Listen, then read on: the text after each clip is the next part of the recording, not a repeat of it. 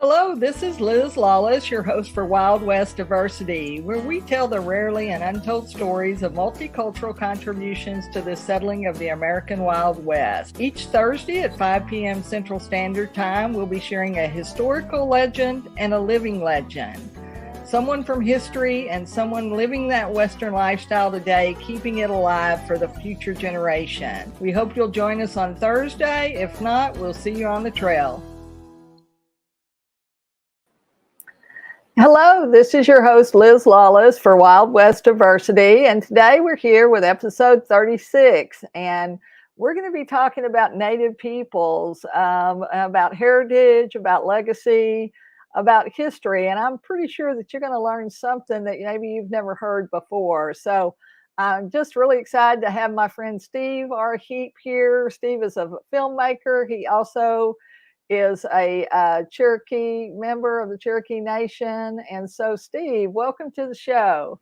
Thank you, Liz, so much. I've heard so many good things about your podcast. I'm really honored that you're having me on. Oh, good. Well, thanks. Yeah. So we live stream and then we pull this down as a podcast. So periodically I'm going to spell the names and some things like that just for the people that are listening and not actually able to see our names and stuff on the schedule or on the video here. So, well, we always kind of like to start and give a little background about, how you got into the film business, maybe. I mean, obviously you've been Cherokee all your life, but you kind of were born into that, I'm assuming. And so, but how'd you get into the filmmaking part of things and focused, I guess, on Native peoples? Liz, I had a cousin by marriage several years ago. I was probably 10 or 11 years old. And this man was making a film and asked me if I wanted to come with him because the big family gathering was going on and we kind of wanted to ditch out. Uh-huh. He said, "Would you like to go with me over to the edit suite?" And I said, "Absolutely." Yeah. So I sat with him for a good hour and a half and kind of watched the process. And that's when the bug bit me. And I just said, this is such an exciting business. And to be able to basically take pictures and movies and manipulate it and make it what you want and tell stories. At that point, I said, yeah, I really enjoy this. I guess I really didn't get into it until 1981. Mm-hmm. I produced my first docudrama titled Location Recovery. Uh-huh. And it was a docudrama on the oil and gas industry. That basically just led people through the process of drilling an oil and gas well. Uh-huh. And that went on, and that really got my feet wet in the industry. That was the first film I produced. I understand the techniques and everything that was involved. I understand that the most important part about filmmaking is money making. Right. So you better have a little bit of cash with you to see you through some of the hard parts, but see you through. Yeah. So that led, that one film in 81 begat another and another and another. And then in I guess it was about 90 or 89. Uh-huh. No, sorry, before that, in the early 80s. Yeah, I was going to say a little bit earlier. I was involved with Wim a Man Killer. Okay. Who was at that time, the sitting chief of the Cherokee Nation. Uh-huh. And the first female chief of any nationally recognized tribe, federally recognized tribe. Right. And I told Wilma about my idea about making a film on the Trail of Tears, and she was excited about it, but yet very skeptical, let's say. Yeah. Wilma's term in office ended, went through another administration, still pitching my idea. Mm-hmm. And finally in, 99, Chad Smith was elected as Cherokee chief.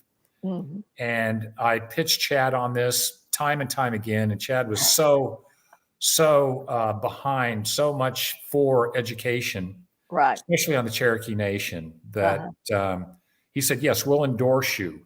So I had the endorsement of the Eastern Band Cherokee Indians and the Cherokee Nation endorsed. I said, I can't tell the story without having them back me and telling me that I'm doing it correct. Right. Okay to do it too. Yeah. Well, and it was a huge, huge project, and so what did you had to go out and get the funding and stuff yourself, or did they kind of step up? Did they do some stuff, or you got some Well, private and public funds, or? They were, the way the way the deal originally worked out, they were going to be part financial partners along with the National Park Service. Right. Okay. And halfway through the production, the National Park Service was telling us that they weren't real excited about some of the images and the stories we were telling. And they finally came down to me and said, unless it's listed in the Library of Congress, we don't think you can really publish like that. And I said, right. We went into this. I tell my stories from the Indian perspective. Right. And you people are making it sound like you want me to produce this like everybody rode the Trail of Tears in a air-conditioned covered wagon with lunch boxes. Right. So we decided to split our relationship. Right. Kick them to the curb. but which meant then I had to be responsible for their financial end of the of the property. So which I did. And I was young enough and stupid enough to go ahead and do it. Right. Yeah. There's a lot of things we do that if we knew any better, we might not have gone that route. But but it's probably worth it in the end because it's a fabulous piece. I mean, it was so interesting. It's a story that I've grown up with, and I could never understand why it was so hidden. Right. And of course, the older you get, the smarter you get, hopefully. Right. And I realized that maybe our nation wasn't so proud of everything they did. Yeah. And this was not a shining star in the whole perspective. So, it's a hard story. It's a hard story to tell. Right. People ask me if I was disappointed in the way it ended. And I said, well, no. They said, well, wouldn't you have liked to have a happy ending to it? I said, well, there is no happy ending to the Trail of Tears, except we're still existing and we're still in Oklahoma. So, and I purchased, I've actually built a home in the Park Hill area where the Cherokees initially landed when they were removed. So I'm up there a lot. I do a lot with the Cherokee, more with the Katua band. But I try to stay busy, Liz. Right. Yeah, for sure. Well, my family was from Muskogee, Fort Gibson, Muskogee area. My mother grew, my grandmother, they came over in the Conestoga wagon in the land rush days. My grandmother, she came over in a wagon and heard the coyotes and the stuff. And, and her dad looking to find the next big thing. He was an Irishman that was always looking for the next, pot of gold kind of thing. But they came and settled there at Fort Gibson, and most of my mother's family, were there for, 100 years or more. Well, what's exciting about that, though, is that your history and your background. There's so many people that don't. Right. And so many people that come to me and they ask me, why did you get an Indian card? We had no idea you were Indian because, my parents were both from Cherokee Nation up in Tahlequah, Northeast Oklahoma, and relocated after World War II to Long Beach, California, where I was born. Right. So you grew up there. Yeah. When we were told to never talk about our Indian heritage, my mom said she left that in Oklahoma, and my dad, very proud of his Cherokee heritage, but he as well. He said, it's probably best that we don't talk about it all that much. Right. Which is sad. Right. Yeah, it is. And like you say, but product of their times too, of wanting to, like you say, not have to, you to have to deal with maybe some issues that they dealt with. And so it is a sad thing, but we've got to tell the truth so that people know, and so that kids know today. I mean, we have that same thing with the rodeo. You're on our board. You know what we do with Cowboys of Color and the, cultural history. And, it wasn't only Native American stories. It was obviously, Hispanic, Latino, and African American stories didn't get told. So across the board, no question about it. Yeah, we've got to tell those stories. Well, let's talk about this. Yeah, so we've got Our Spirits Don't Speak English. This is about the Indian boarding schools. This was a film that I produced, and honestly, I was as ignorant as anyone on this subject matter. Right. I was working on a film for Congress, or to be presented to Congress by the oh gosh, I'm trying to remember which tribe it was. Anyway, in Nevada. Right. Right. And I had a liaison that was a Blackfeet gentleman. And we worked with him for about 2 weeks, and he was kind of our guide around the reservation. And he would tell us at night the stories of his upbringing in Indian boarding school. Right. I was fascinated by it. He told us how this happened and how the government took over and came and took their family and the children away. Yeah. So he would get so emotional telling the story. And the last day we were with him, I was driving off and I thanked him for being so gracious to us. I said, "Is there anything we can do for you when I get back to Dallas?" He said, "I just wish someone would hear my story. Tell the story." And I said, "Okay, maybe I can do something about that." Yeah. So on the way home on the plane, I started outlining, how I could format this and kind of bring it up to current history. Right. And it's amazing now that everything has been brought out about the way that the federal government handled the boarding schools on the Native American children. Right. And again, this went on until actually Richard Nixon, till until the 70s. Yeah. Until the 70s. Yeah. And Nixon turned that responsibility of education back over to the tribes, which was the right thing to do. Right. But it left so many scars on people growing up, stripped of their identity, basically told they were worthless. They could not discuss their Indian heritage. If they were brutally punished. Right. Today, they're still trying to figure out how many unmarked graves there are in these different residential schools in the United States and in Canada. Yeah, for sure. So we set out, and I have to tell you, I get educated on these things all the time. Yeah, more than anybody. I just said, what a story this is. Right. So the more we got into it, it just grew in size, and it just turned out to be a very relevant piece of work. It was really before its time. And today, it's still a very popular title through streaming and DVD sales. So people do have interest.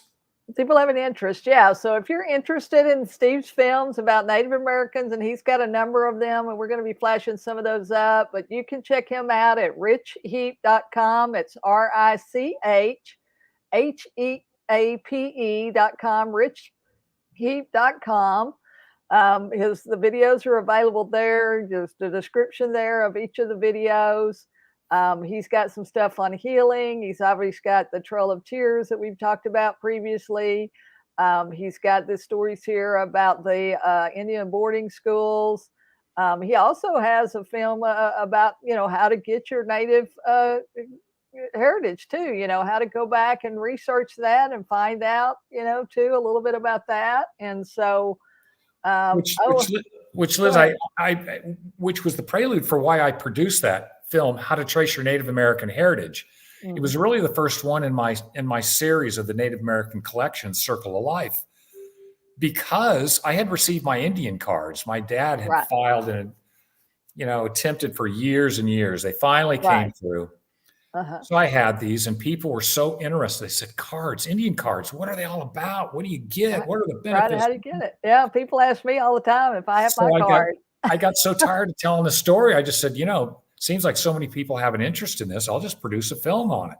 Right. Yeah. So, Well, and it it's like was. us. My dad was, from Alabama, and for years we thought we were Alabama Coushatta. And Gosh, then no. my niece, my cousin got married, and her brother-in-law was a genealogist, and he was checking all the family genealogy, and come to find out, no, what we were Cherokee, So and not guess what? Yeah. and so and my grandmother was, I guess, 50%, and so my dad, or 75%, and my dad was 50%, so I guess we're what, 25, but it just wasn't something we talked about or did. I mean, my dad, if you looked at my dad, you'd go, yes, that man's Indian, because he's black head, round face, red cheekbones. I mean, he has, you'd obviously tell that my dad was, had some Indian heritage, and then English too on the other side. But and all my, he had 8 in his family, so I had 4 aunts and 3 uncles, and but they were all 6'2" or 3, and they were all had these, very prominent features and black hair, solid black hair, and so it was very prominent in my dad's side of the family. But we just, Yeah. I don't like know you if said, any, they didn't talk about it.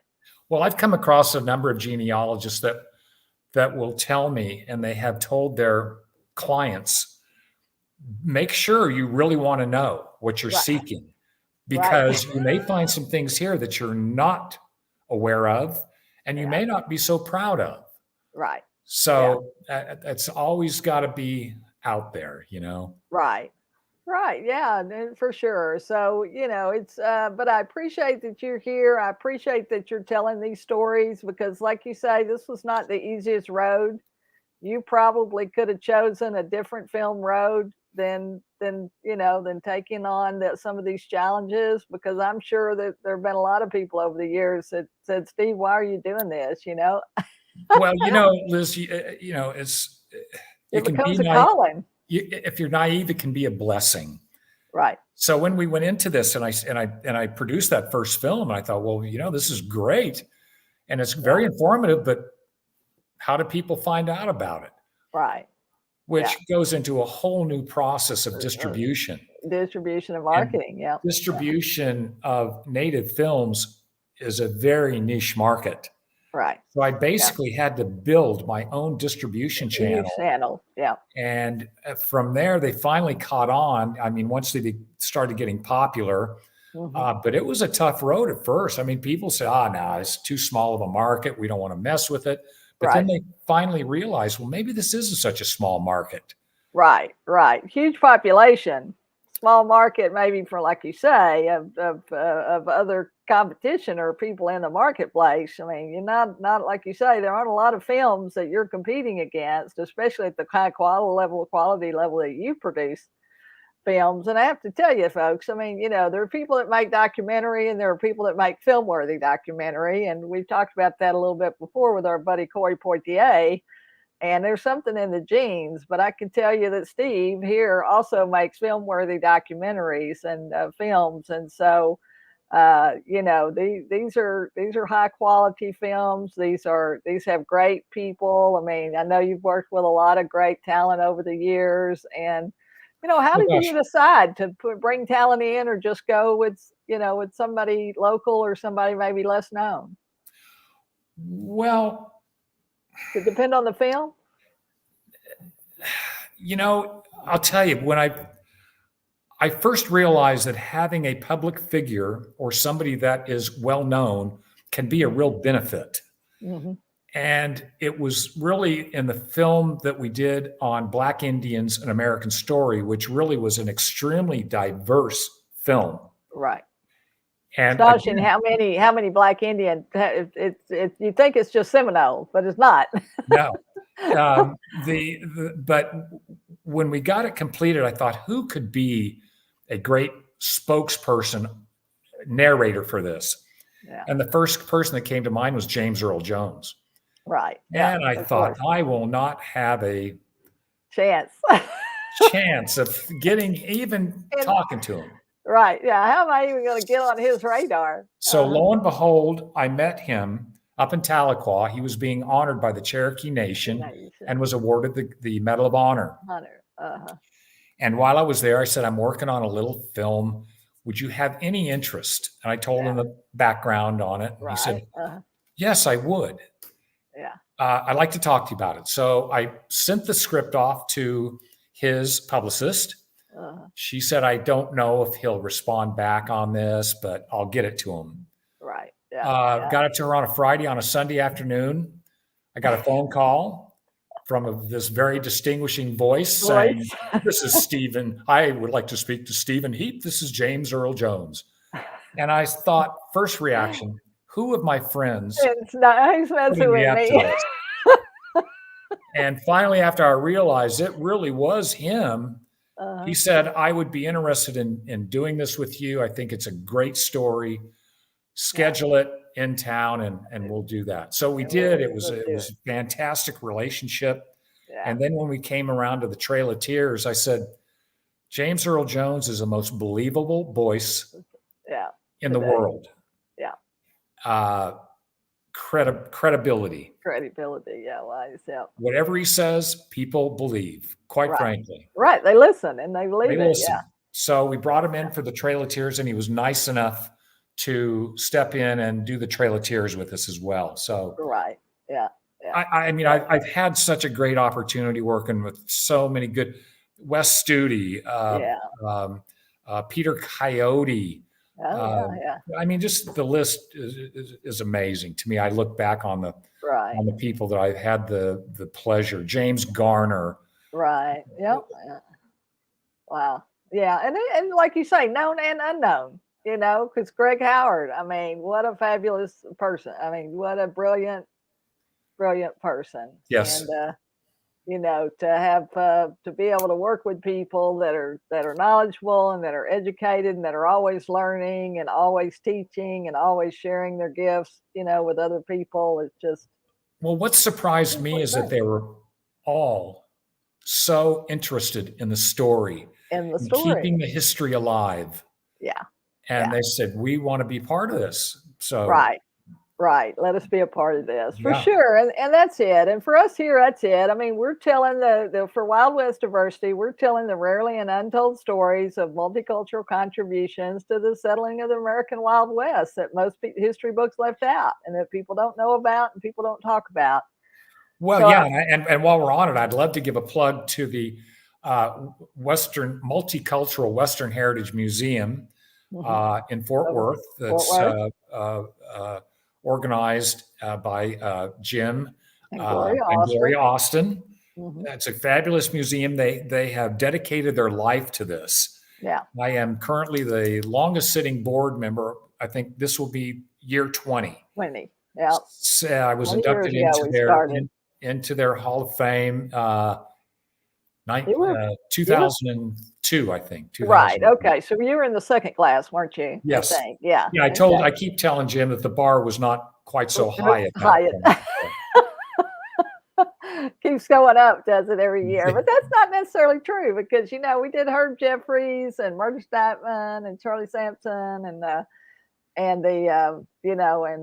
Quanah Parker's grandson, you know, they were in that first. I was inducted with Quanah Parker. Quanah Parker's, okay. So in that section. So, you know, we had some great folks in those early years too. And like you say, I mean, we started out in the initial years because, you know, we were doing the rodeo for them as a fundraiser, you know, for those about the first 10 years. And then when the Fort Worth Stock Show came along and said, hey, you know, we'd really like to put on a rodeo here, you know, and it was so close to September, Jim and then Gloria were gracious enough to say, you know, the stock show would be so much more, you know, that would give you such a wider audience, and that would also hopefully help the museum and get us in front of more people. And so they were very gracious to let us move that, you know, from the Labor Day weekend and them getting support. And I think they still get support from the stock show, obviously, but we moved the rodeo over there for Martin Luther King Day. Yes. Which, you know, and so that's, you know, we've been doing that. I guess this will be the 11th year. And so, you know, it's the only year I guess we didn't do was 1 year during COVID. And then they switched to Dickey's Arena, which what a place. But well I'm just amazed that how much time and dedication they put into that organization. Right. And like you say, great artifacts and pictures and photographs and, all kinds of information there available at the museum in Fort Worth. So if you're making a trip, planning a trip, and you're planning to go to Fort Worth or to go down to Cowtown or whatever, you need to put the National Multicultural Western History Museum on your radar to go over there. Right at the gates of the Stark Yard. Right. So go there and see about that and check in. And again, it's Stephen R. Heape. So Stephen, Steven R. Heape. It's Rich-Heape.com. That's the website there, RICHHEAPE. If you're listening on a podcast here later, you can go and discover more there. You also did some concert work too, didn't you? I mean, y'all filmed some concerts with the Rita Coolidge and was that her girls? I guess the daughters. With Rita and her sister Priscilla, and Priscilla's daughter Laura. Laura was Priscilla's daughter. Okay, I knew there's something. Which was they went by the musical group Walela, which is Cherokee for hummingbird. Right. Yeah. And we did a live performance here at the Cletus Humphreys Theater in Dallas. It was the first native produced high definition live concert. Wow. So we tagged that on. It was it's always nice to get something produced in high def. Right. So. Yeah, for sure. So did that. So you've got that. And then you've got the Tales of Wonder, 1 and 2. So that's a series of stories, isn't it? I call it my 2-hour babysitter.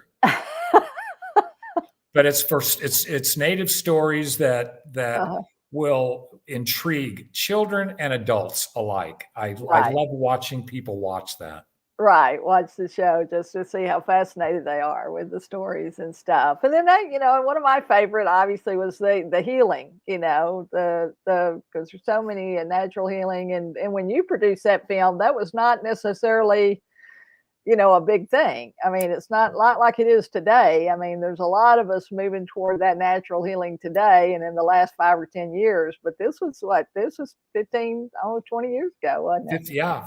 And and I'm amazed that, it just kind of, as it rolls down the hill, it kind of picks up, maintains momentum. But I produced that because I was very interested in holistic native healing and about holistic healing, pharmacology, all the prescriptions that were turned over to Congress that the Indians gave them.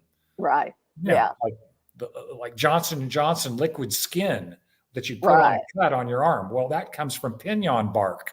Right. So just so many things that were not discovered. They were already here.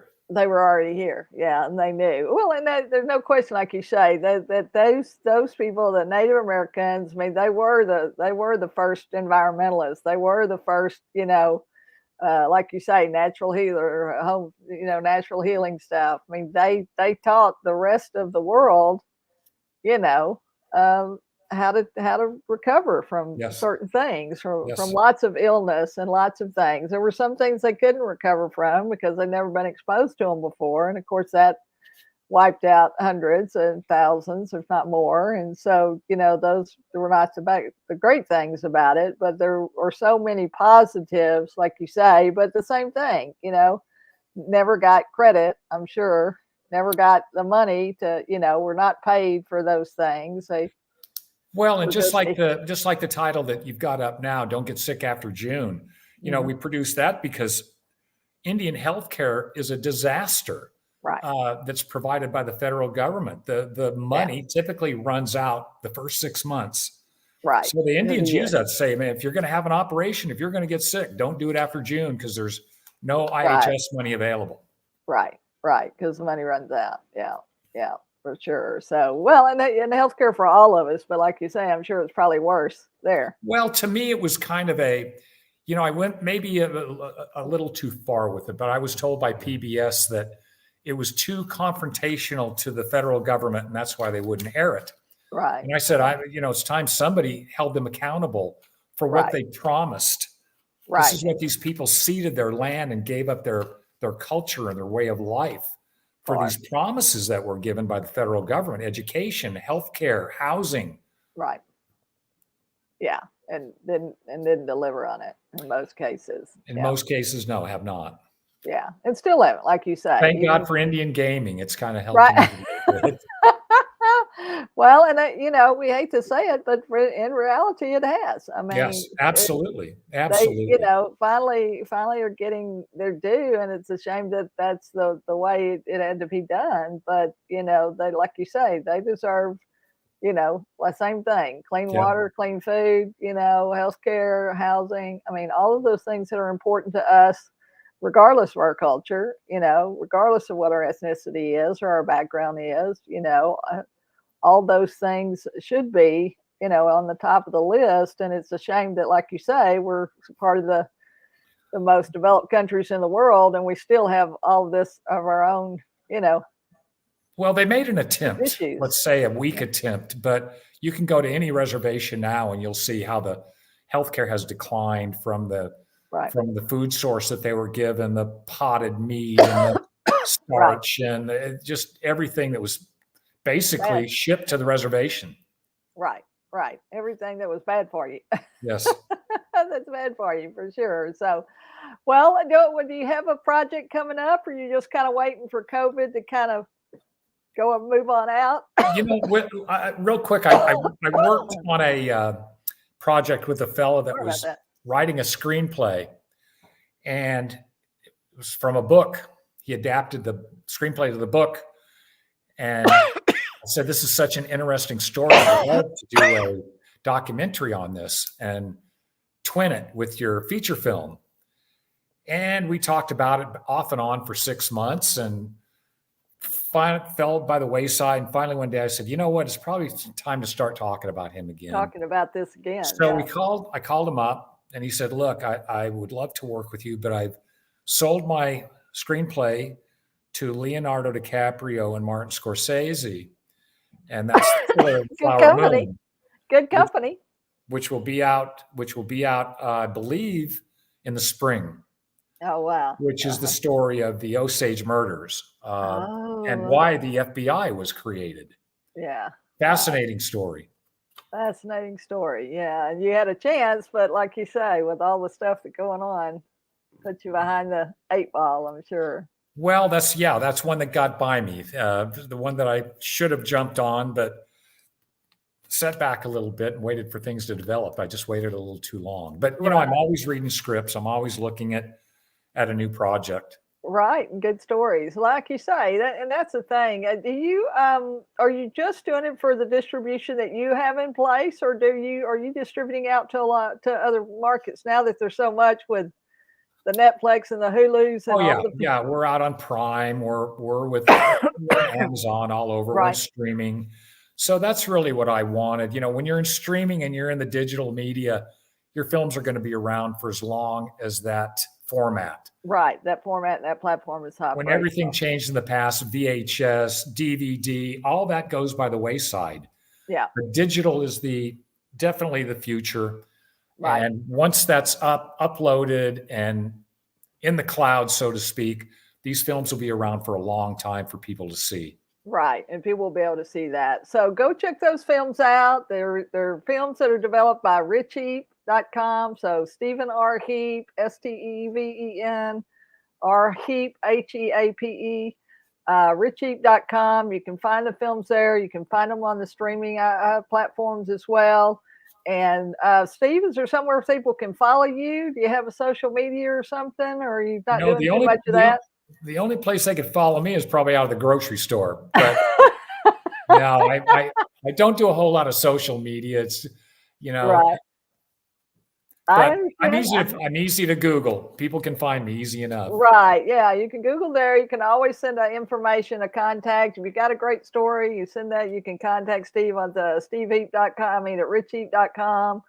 And like you say, if you want to watch these fabulous films, you want to get copies of these films, you can go there to Rich-Heape.com and purchase those films or download those films or get copies. And you really will want to go check these films out because they are just fabulous. The Trail of Tears, Black Indians, healing, and the stuff about the boarding schools. We're finding out so much that And it's sad in a lot of ways, but we also need to be informed and we need to be educated. Yeah, I got a call not long ago from an elderly woman in Tennessee, and she had watched the Trail of Tears, and she said, "Steve, I just love that film so much that I made 18 copies of it and gave it to my entire family." Yeah. Well, that's it. Yeah, then I told her I was going to send her a bill for the copyright. That's right. Now I'm gonna charge you for all those 18 copies. But no, and I know your heart's in the right, and I know you've stayed with it because it was a passion for you. Like you say, it's not because you were making millions of dollars, on these films. It was because these stories needed to be told, and I appreciate that, and we honor that you accepted that calling and that you spent all these years of your life, telling these stories that otherwise would have never been told. I call it my footprint. It's what I'll leave behind. Right, for sure. And that's the great thing about this. I mean, the great thing about digital and video and film and even photographs, we don't have a lot of some of those early years of photos, but what we have need to be preserved. And now we've got this opportunity. So there's no reason, if you haven't captured your history, your cultural history, go find the oldest person in your family and ask them to tell you the stories of them growing up or the stories that their parents and grandparents told them. Because you'll be sorry if you don't. You'll be sorry later if you don't.